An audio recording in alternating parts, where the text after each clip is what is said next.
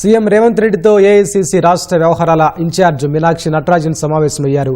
MLA కోట MLC అభ్యర్థుల ఎంపికపై ఇరువురి మధ్య చర్చ జరిగినట్లు తెలుస్తోంది. ముఖ్యమంత్రి రేవంత్ రెడ్డి ఎల్లుండి ఢిల్లీకి వెళ్లే అవకాశం ఉంది. దీనికి సంబంధించి మరింత సమాచారం మా ప్రతినిధి తిరుపాల్ రెడ్డి అక్కడి నుంచి ప్రత్యక్ష ప్రసారం అందిస్తారు.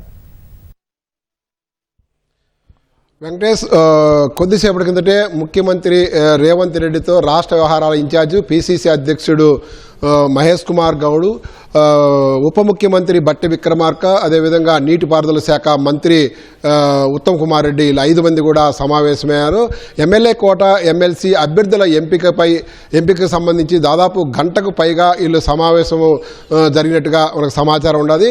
అయితే ఎమ్మెల్సీ అభ్యర్థుల ఎంపిక విషయంలో ఎలాంటి విధి విధానాలు పాటించాలో దాని మీదనే ఎక్కువగా చర్చ జరిగినట్టుగా తెలుస్తోంది. భారీ ఎత్తున పోటీ ఉండడంతో ఈ పోటీని ఏ విధంగా నిలువరించాలి, ఈ పోటీని ఫిల్టర్ చేసేదానికి ఎలాంటి విధి విధానాలు పాటించాలి అనే అంశాల మీదనే ఎక్కువగా చర్చ జరిగినట్టుగా సమాచారం ఉన్నది. అయితే ప్రధానంగా ఎవరైతే ఎమ్మెల్సీ అభ్యర్థుల కోసం ఎమ్మెల్సీ పదవుల కోసం ఆశిస్తున్నారో వాళ్ళందరూ కూడా వాళ్ళు ఎలాంటి అంటే ప్రజెంట్ ఇట్లా పోటీ చేసిన వాళ్ళు కానీ లేకపోతే ఇప్పటికే నామినేటెడ్ పోస్టులు ఉన్న వాళ్ళు కానీ కూడా పోటీ పడుతున్నారు. కానీ ఇక్కడ ఒక విధి విధానాలు రూపకల్పన చేసుకొని ముందుకెళ్తేనే ఈ పోటీ నుంచి కొంతవరకు ఉపశమనం లభిస్తుందని చెప్పేసి పార్టీ భావిస్తున్నట్టుగా తెలుస్తుంది.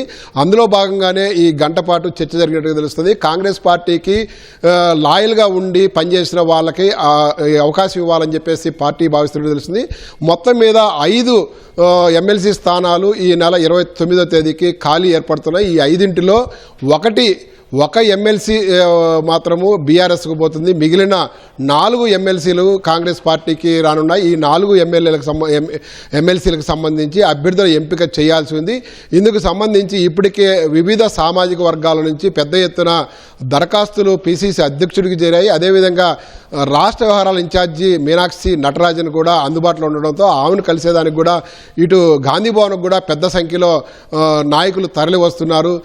వాళ్ళ బయోడేటా ఇచ్చి తాము కూడా బరిలో ఉన్నాం, తాము కూడా అర్హులమని చెప్పేసి ఆమెతో విన్నవించేదానికి నిన్నటి నుంచి కూడా పెద్ద సంఖ్యలో తరలి వస్తున్నారు. ఇప్పటికే 10ల సంఖ్యలో ఎమ్మెల్సీ పదవుల కోసం పోటీ పడుతున్నట్టుగా మనకు సమాచారం ఉన్నది.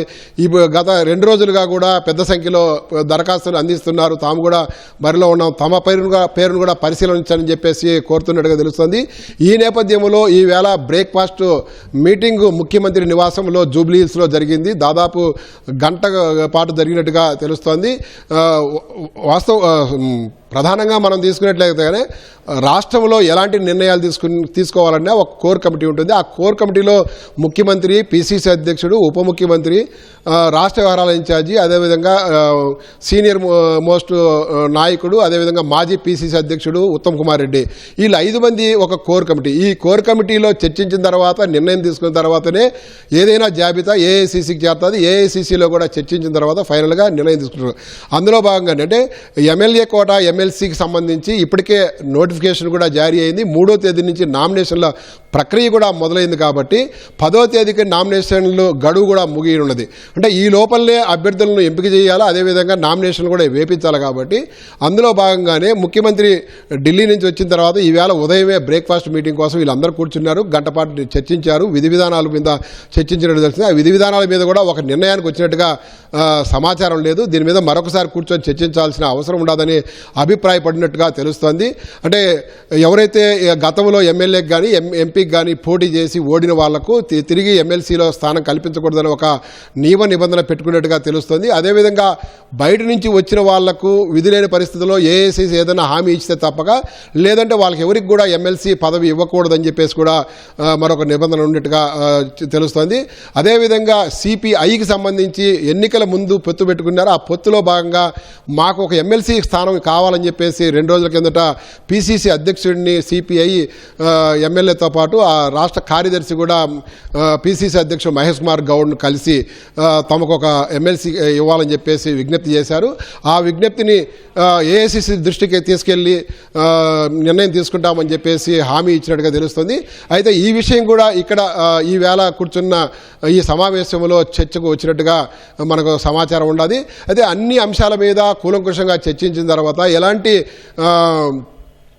ఎలాంటి అనుమానాలకు కానీ అనుమానాలకు తావు లేకుండా అపోహలకు తావు లేకుండా అభ్యర్థులను ఎంపిక చేయాలన్న ఆలోచనతో పిసిసి నాయకత్వం ముందుకు పోతున్నట్టుగా తెలుస్తోంది. రాష్ట్ర వ్యవహారాల ఇన్ఛార్జ్ కూడా అదే అభిప్రాయంతో ఉన్నట్టుగా తెలుస్తోంది. ముఖ్యమంత్రి కూడా పార్టీకి కమిట్మెంట్తో పనిచేసే వాళ్ళకే అవకాశం కల్పించాలని చెప్పి కూడా అభిప్రాయపడుతున్నట్టు తెలిసింది. కాబట్టి మొత్తం మీద కూడా ఈ కోర్ కమిటీ అంతా కూడా పార్టీకి లాయల్గా ఉండి పార్టీ కోసం పనిచేసి పార్టీ బలోపేతం కోసము ఎవరైతే పనిచేస్తున్నారో వాళ్ళకు మాత్రమే అవకాశం కల్పించాలని చెప్పేసి ఒక ఏకాభిప్రాయానికి వచ్చినట్టుగా మనకు సమాచారం ఉండాలి. అయితే దానికి సంబంధించి మరొకసారి కూర్చొని ఫైనల్గా నిర్ణయం తీసుకోవాలని ఆలోచిస్తున్నట్టుగా సమాచారం ఉన్నది. మరొక వైపు నిన్నటి నుంచి పార్లమెంట్ నియోజకవర్గాల వారీగా సమీక్షలు కొనసాగుతున్నాయి. ఆయా నియోజకవర్గాల్లో ఉన్న సమస్యలు కానీ లేకపోతే నాయకుల మధ్య ఉన్న విభేదాలు కానీ వీటన్నిటి మీద కూడా చర్చించి ముందుకు వెళ్ళాలని చెప్పేసి భావిస్తున్నారు. అందులో భాగంగానే నిన్న 2 నియోజకవర్గాలకు సంబంధించి మల్కాజ్గిరి అట్లాగే మెదక్ 2 నియోజకవర్గాలకు సంబంధించి చర్చ కొనసాగింది. ఈవేళ మరో 2 నియోజకవర్గాలకు సంబంధించి కూడా చర్చ కొనసాగనున్నది. నిన్న జరిగిన 2 పార్లమెంట్ నియోజకవర్గాల చర్చలో తీవ్రంగా అంటే ప్రతి అంశాన్ని కూలంకుషంగా చర్చించినట్టుగా తెలుస్తుంది. అయితే రాష్ట్ర వ్యవహారాల ఇన్ఛార్జి ఒకటే స్పష్టం చేస్తున్నారు, ఎవరు కూడా పార్టీకి వ్యతిరేకంగా పార్టీకి భిన్నంగా పార్టీ నియమావళిని ఉల్లంఘించి మాట్లాడితే ఎవరిని సహించము, ఏదైనా సమస్య ఉంటే తమ దృష్టికి తీసుకెళ్ళ తమ అందుబాటులో ఉంటానని చెప్పి కూడా స్పష్టం చేశారు. ఒకవేళ